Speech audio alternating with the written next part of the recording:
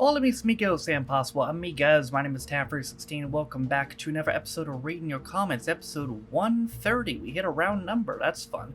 It is Thursday, or maybe Wednesday if you're watching this a day early on Patreon. Shout out to all the Patrons who get the option to watch these videos up to a day early, as well as the reaction videos that you also get your name and description as well.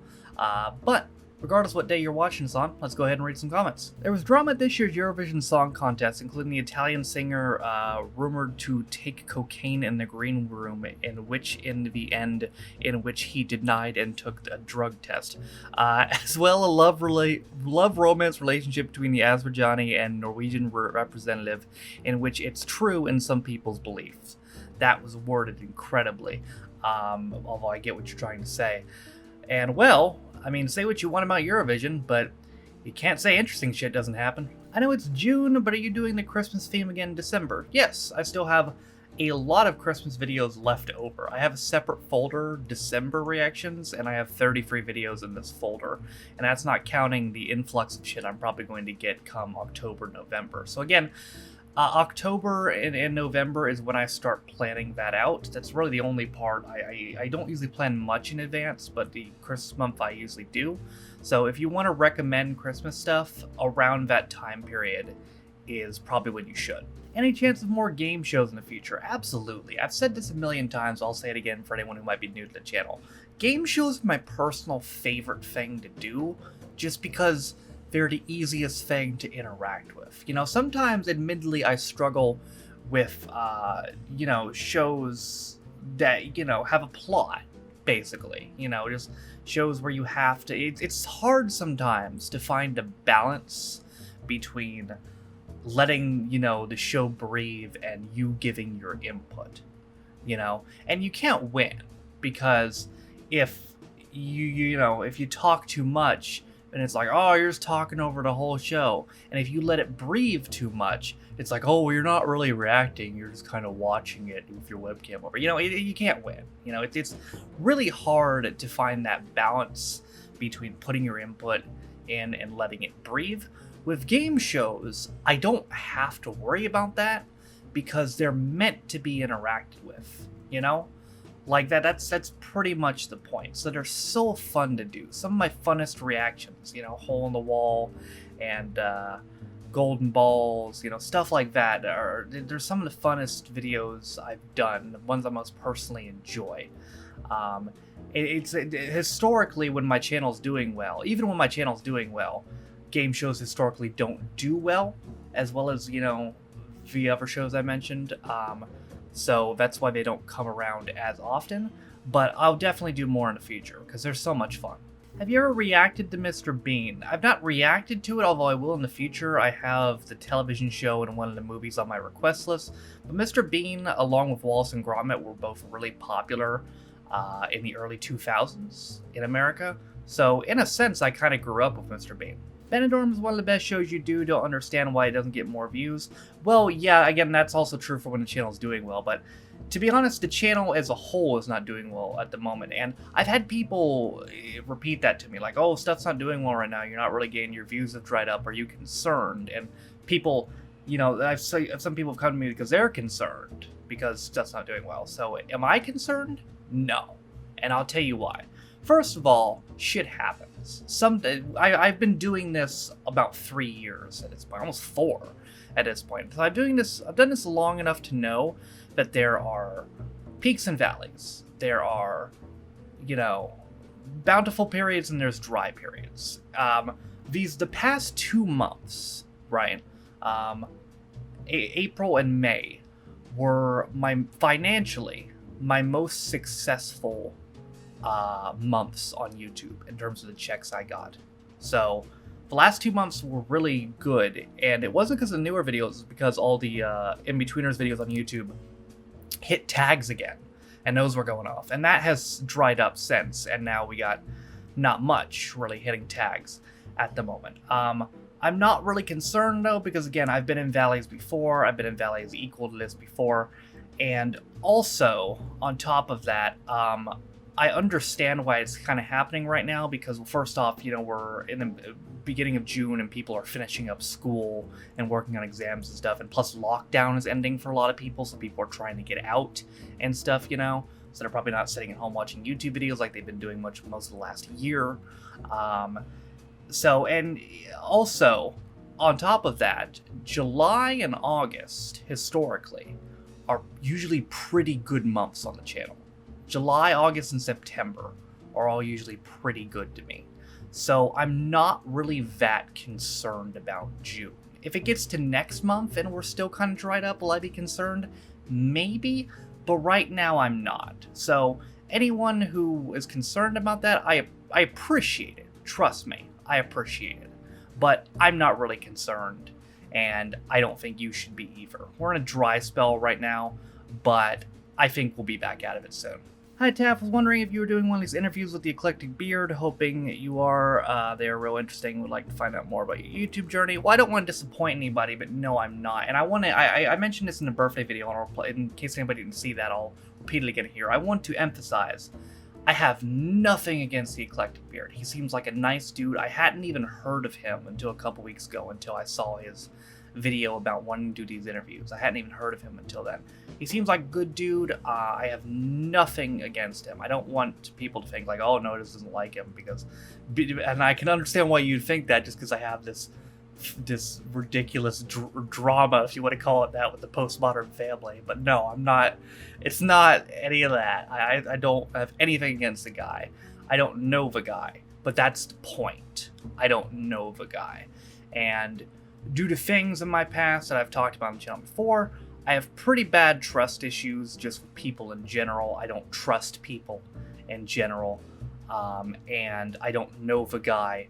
I don't know what his intentions are, and it's nothing personal against him at all. He seems nice, but I don't have enough trust in him to want to do something like that with him.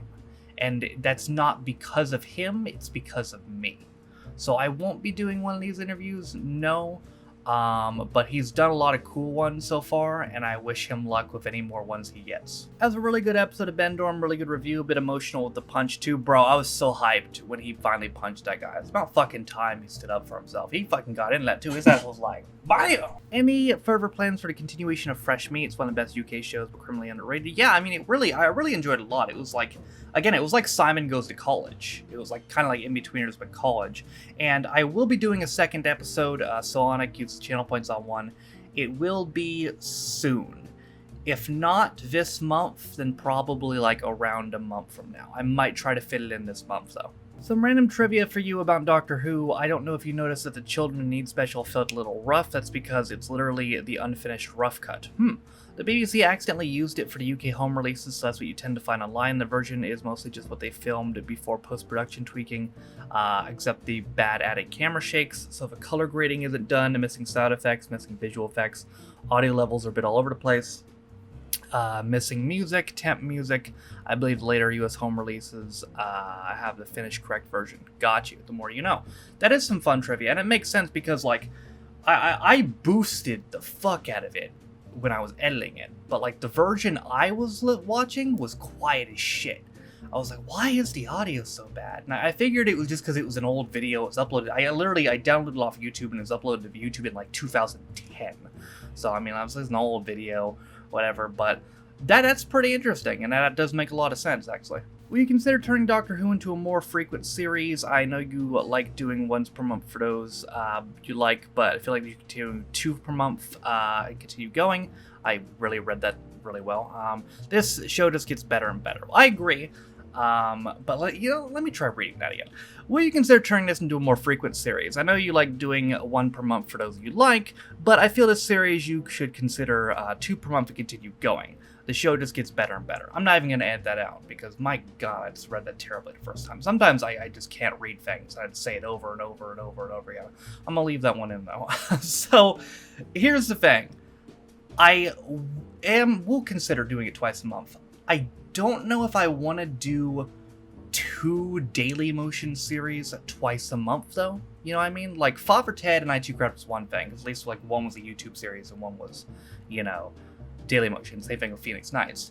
But 2 Daily Motion series, I don't know. So I might want to finish IT Crowd first, and then make Doctor Who twice a month. I always get chills when the hologram doctor turns to face Rose. I mean, that whole sequence might have been the best acted sequence in the whole show, especially just like the best acting in the whole season, I should say. For that point, was like when he ran out of the TARDIS and just turned around like emotionless, and you could like his face was motionless, but at the same time you could see so much emotion on his face of the realization of what he had to do. It was tremendous acting by Eccleston. What's your standout moment from first series Doctor Who? Might be that, to be honest, what I just talked about. His acting right there. It might be that. But I mean, ultimately, one thing I really like about the show is how they gave the Doctor feelings. And I know that might sound like a weird statement, but like a lot of times with shows with like mythical, powerful than all beings, they try to make them that, you know, like ultimately like remaining emotionless and stuff like that. But the Doctor feels like a real person, even though he's not a human. You know, he's got his own personality, he's got emotions, he feels things towards people. He was willing to sacrifice everybody except for Rose in the end. Rose is the one person he wouldn't sacrifice.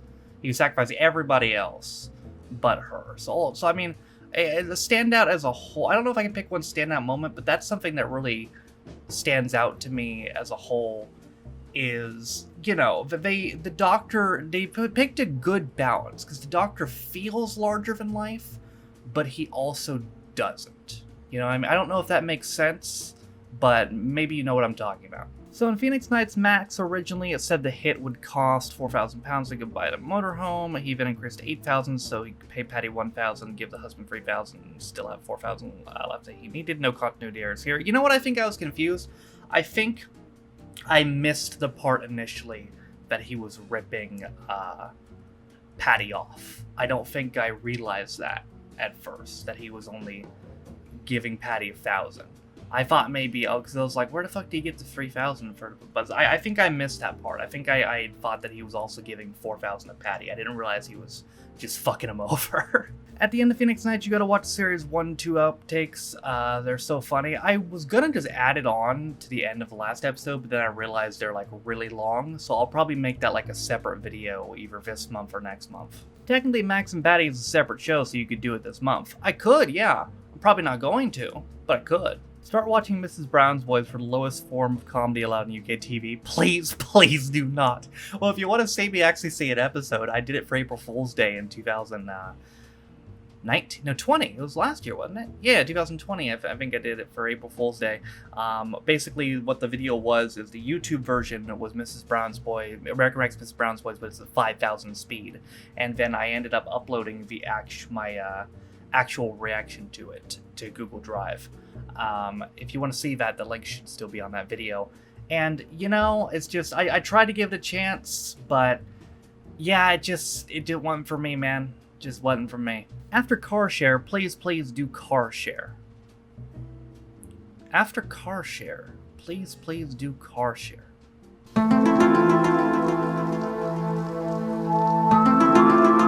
Alright, y'all, that's going to do it for another episode of Reading Your Comments. The comments in this video were pulled from 4 videos. Reading Your Comments 129, American Rex Doctor Who 13, American Rex to Benidorm 5, and American Rex to Phoenix Nights 11. So, if you want a chance to get your comment read in next week's episode of Reading Your Comments, there are 4 videos you can comment on. This video, American Rex Phoenix Nights 12, which came out yesterday, the reaction video that comes out tomorrow, which will probably be IT Crowd 17, and whatever the reaction video is this coming Monday. But that is going to do it for this episode of Reading Your Comments. Hope you guys enjoyed it. Thank you guys for watching. If you liked it, be sure to like it. If you didn't like it, don't. If you want to follow any of my social media links, my Twitch, where I stream every single day, my second channel for 16 views, my Twitter. If you will follow me, my Patreon, if you will support me on my Daily Motion, all those things are in the description down below. Thank you again to all 74 currently. Is it 70? It might be 78, actually. I actually think it's 78. Let me double check this. Yes, 78 of my patrons for your constant support me and my channel. For those of you who don't know, you can be a patron to me for as low as $1, £1. You get access to reaction videos, as well as reading your comments up to a day early, sometimes more, and you get your name and description as well. Also, in the description is a link to the community Reddit, as well as the daily schedule, as well as the Twitch VODs channel. For all that being said, though, my name is Tafford16. It's been another episode of reading your comments, and I'll see you guys next time.